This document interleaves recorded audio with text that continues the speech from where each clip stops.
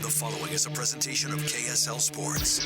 First and 12. A total roundup of BYU and Utah football and the expanded Big 12 Conference. Brought to you by Macy's Grocery Stores. Your hosts are Mitch Harper and Alex Kirry on KSL News Radio and the KSL Sports Zone.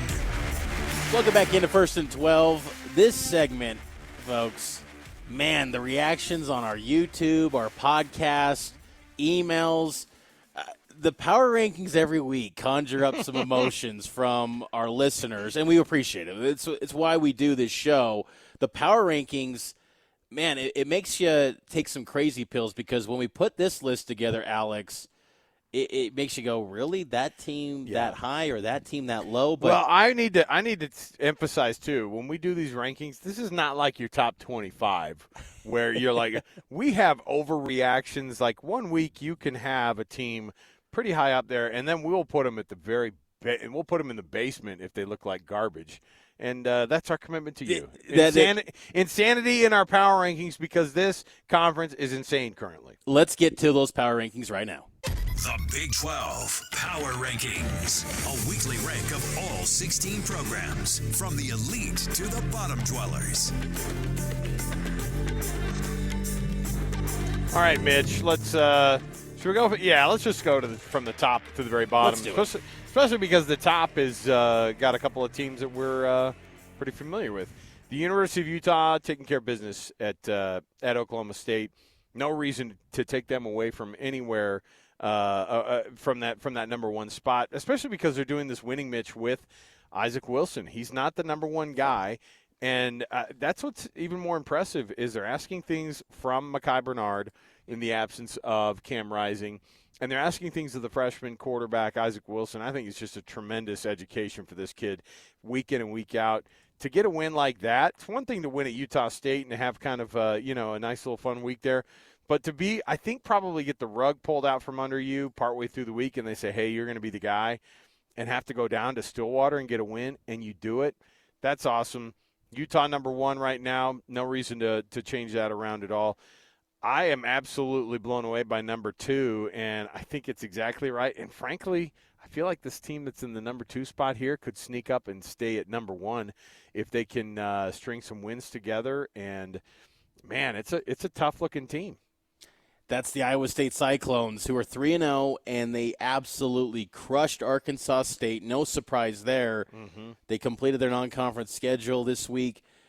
Iowa State has got all the pieces. They got all the star power at the key spots, quarterback, wide receiver, running back, and they've got a nasty defense.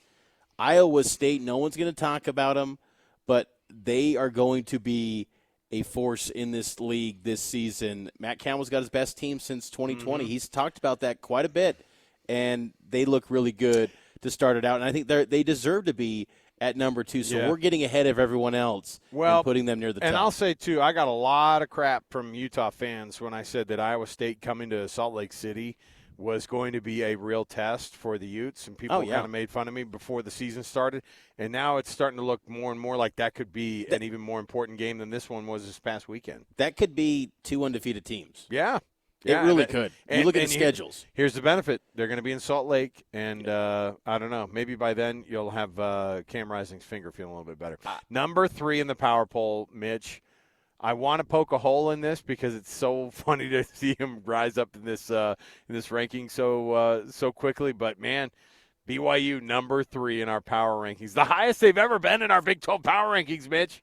That is true. And, yes, I almost get a little uneasy seeing BYU this high, but I think they deserve it. I mean, you look at the body of work to this point, some of the wins that they've had, wins on the road, 2 in non-conference, one of which against the Power 4 in SMU, and then beating the doors off of K-State. That needs to be accounted for. So BYU, to this point, you look at the body of work and how they're trending, I think they deserve to be in the top 3, because you look at the rest of the Big 12 power rankings, you go to number 4, Kansas State, they lost to BYU. You can't put them ahead of the Cougars. And so it makes a lot of sense putting BYU at 3. Yeah, Kansas State, Oklahoma State is 5. Those are two teams who are still pretty darn good, but had bad weekends against their respective opponents. UCF is 6, and I think that that's fine too because they had a bye week, but they could end up being one of those teams that keep sneaking up here. One team that you and I both are like, I can't believe that they're staying in the middle of this poll, but you kind of have to keep them there because they keep winning somehow.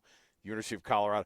CU just getting absolutely I don't know. It's not luck to win in the fashion that they did. It's partly that Baylor was absolute garbage there at the end of that game. But, yeah, Colorado is 7, and I don't disagree with it. I would like to see Colorado have success and maybe have, Coach Prime stay there after this year. I think that's hilarious. Mitch, that's hilarious. Well, the thing is that Colorado is good for college football because they open up the sport to new audiences that have never consumed college football. And I know some people in college football, the traditional media of the sport, they look at that and go, why is Colorado Baylor on Fox and prime time? Like, it's insane. But they are a massive attraction, and they are fascinating. Like, we are just every week. I mean, you go to any press box, and whatever Colorado's doing, it's generating buzz. Yep. I mean, people care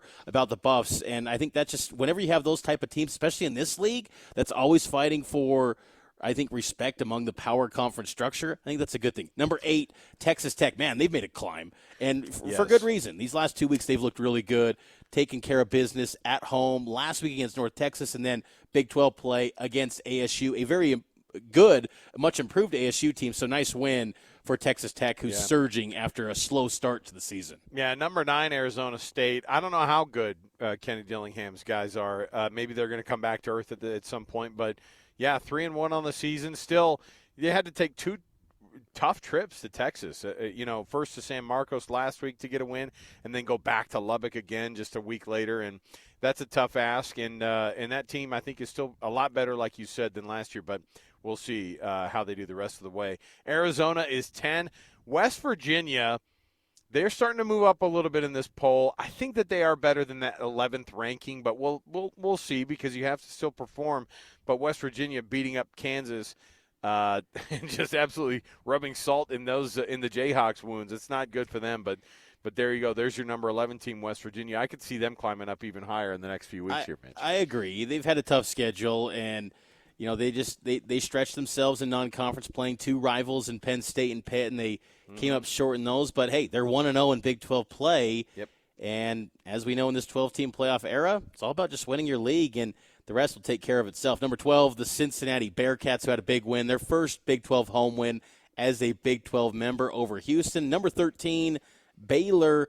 There could be a case to make them a little bit lower because the hot seat watch with Dave Aranda, but Baylor, they had a big win last week over Air Force, who's a really bad team, but I don't see them being much of a threat in the Big 12. They could spoil someone's day if they, rally around Dave Aranda, but it's not looking good in Waco.